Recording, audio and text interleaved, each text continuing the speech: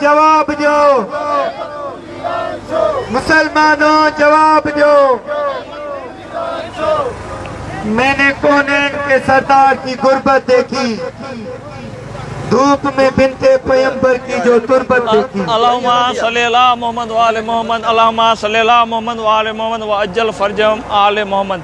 जी त नाज़रीन, हींअर असां मौजूदु आहियूं अलमदार चौक गाजूवाड़ मेन बस स्टॉप ते, जिते तहरीक निफ़ाज़ फ़िक़े जाफ़रिया ऐं MSO समेत तमामु शिया तंज़ीमनि जो जन्नतुल बकी में ड्रातल मज़ारात जी बहाली लाइ एहतिजाजी मुज़ाहिरो करे ॾिनो आहे। जॾहिं ही मुज़ाहिरो निटण उस ते हलंदड़ आहे, सऊदी हुकुमराननि ख़िलाफ़, आले सऊद ख़िलाफ़, आले यहूद ख़िलाफ़ ही एहतिजाजी धरणो ॾिनल आहे। इन में मुतालबो कयो वियो आहे त हुज़ूर अकरम सल्लल्लाहु अलैहि वसल्लम जी न्याणी बीबी पाक फातिमा ज़हरा सलामुल्लाह अलैहा ऐं हुन जी औलाद हज़रत इमाम अमीर हसनुल मुजतबा, हज़रत इमाम सज्जाद अलैहिस्सलाम, हज़रत इमाम मोहम्मद बाक़िर अलैहिस्सलाम, हज़रत इमाम जाफ़र सादिक़ अलैहिस्सलाम ऐं तमामु ॿिया जेको आल बैत अतार जा जेके बि हुया, उन्हनि जी मज़ारात जी बहाली लाइ एहतिजाजी मुज़ाहिरो कयो वियो आहे। हीउ धरणो सुबुह सवेर ॻोठ खानवंद खुआड़ जी अंजुमन जाफ़रिया मां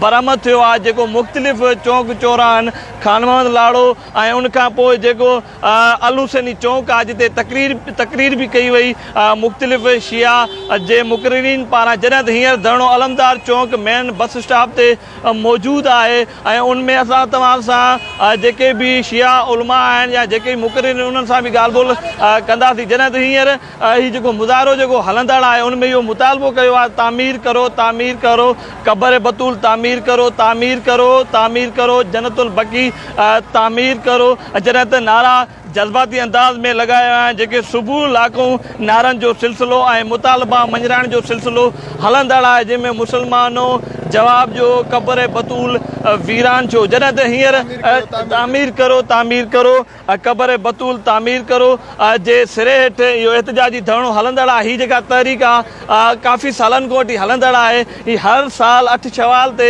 ॻोठ खानवंद खुआड़, लाड़काणे, कोठिया, पिशावर, पिंडी, कराची विंदे लाहौर या पूरी दुनिया जे जिते भी मुसलमान मुल्कनि में या जिते भी पूरी दुनिया में गैर मुस्लिम मुल्कनि में जेके भी अज़ादारन इमाम हुसैन अलैहिस्सलाम हुबे आले मोहम्मद रखंदड़, उहे एहतिजाजी मुज़ाहिरो कंदा आहिनि ऐं उहे इन सां गॾोगॾु तमामु पंहिंजे मुल्कनि खे ऐं उन जे सफ़ारती मुल्कनि वारे जेके इंचार्जनि खे इहो मुतालबो कंदा आहिनि त असांखे क़बर बतूल तामीर कराए ॾिनी वञे ऐं सऊदी हुकुमराननि सां सिधी रीति ॻाल्हियूं करे ऐं तामीरात जो जेको कमु हलायो वञे त जेके हींअर निटण उस ते नाले रसूल जी औलाद जूं मज़ारूं उहे बहाल कयूं वञनि ऐं उनजा मुक़बरा अॾाया वञनि। ऐं उन सां गॾोगॾु ॿियो हिकु हैरत अंगेज़ ऐं हिकु अलमनाक इहो जुमिलो दोहरायो वेंदो आहे, जेको ॿुधण सां जीउ झुरी पवंदो आहे। अगरि सऊदी हुकूमत वटि या पाकिस्तानी हुकूमत वटि अगरि पैसा न आहिनि, बजट न आहे, त असां जेके बि शिया आहियूं, अज़ादारनि इमाम हुसैन आहियूं, असां उहे पंहिंजे घरां यानी कि माहिरनि भेनरनि जा सोन ॾाज या जेका बि पंहिंजी ज़ाती प्रॉपर्टी आहे, माल मिल्कियत दौलत ज़मीनूं वग़ैरह विकिरो करे असां उहे जन्नतुल बकी जूं मज़ारूं तामीर कराईंदासीं। असांखे रुगो इजाज़त वठाइजो।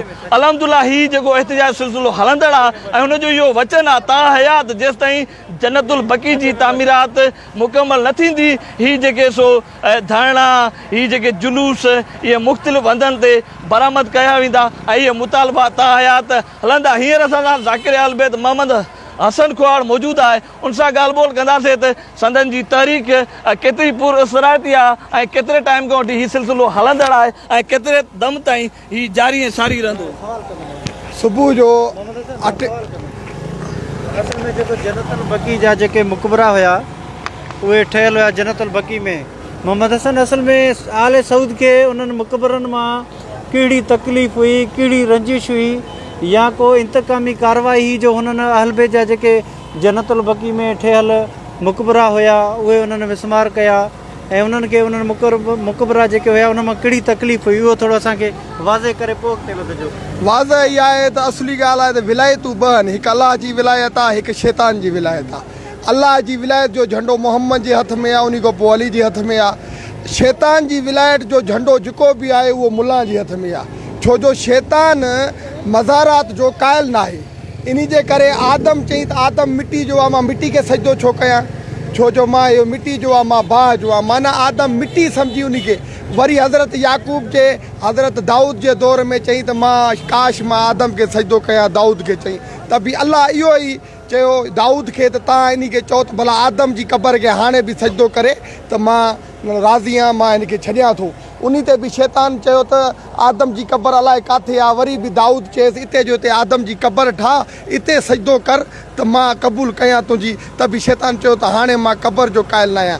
यानी हिननि जी शैतानी रीतो रस्म आहे जेका हिननि शैतान जो झंडो हथ में पकड़े सऊदी नजदी हुकुमराननि शैतान जे चवण ते क़बर खे बिदत सम्झो आहे। उन जे करे सैयदा ज़हरा जो रोज़ो हिननि ज़ालमनि मिसमार कयो, बिल्डोज़र घुरायो उन्हनि खे। हालांकि नबियनि जे सरदार जो रोज़ो बि मिसमार कराइनि पिया, पर बिल्डोज़र अंदरि ज़मीन में हड़प घड़प थी आहे। इन खां पोइ डिगा कमीने जी अखि निकिरी पई, उन खां पोइ मौजो थियो, पोइ हिननि बस कई। असां इहो पुरजो बि था कयूं त मौजा बि थिया आहिनि। अहलबैत जे घर में त सैयदा ज़हरा जेका मोहम्मद जी अकेली न्याणी आहे, जंहिंजो रोज़ो मिसमार कयो आहे, जंहिंजे लाइ नबियनि जो सुल्तान थो चए फातिमा उमे अबी आहे, फातिमा मुंहिंजी माउ आहे, फातिमा बिज़तो मिनी, फातिमा मुंहिंजी रिसालत जो हिसो आहे, फातिमा मुंहिंजी नबूअत जो हिसो आहे।